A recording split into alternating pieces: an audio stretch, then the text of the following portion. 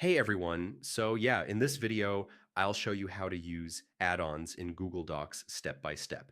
Add-ons are tools that enhance Google Docs from productivity features to advanced formatting and integrations. First, open your Google Docs file and make sure you're signed in with the account where you want to install them.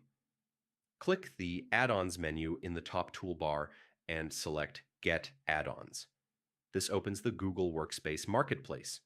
Use the search bar to find the add-on you need. Click on the add-on, then install, and follow the prompts to grant permissions. Once installed, go back to the add-ons menu, click on your add-on to open it, and start using its features. Some add-ons open sidebars, others provide menu options. For example, if you installed a table generator, click the add-on, select your options, and insert the table into your document. This saves time and adds functionality not built into Docs by default. To manage or remove an add-on, go to Add-ons. Manage add-ons. Here you can remove, update, or get help for any installed add-on. And yeah, that's how to use add-ons in Google Docs in 2026.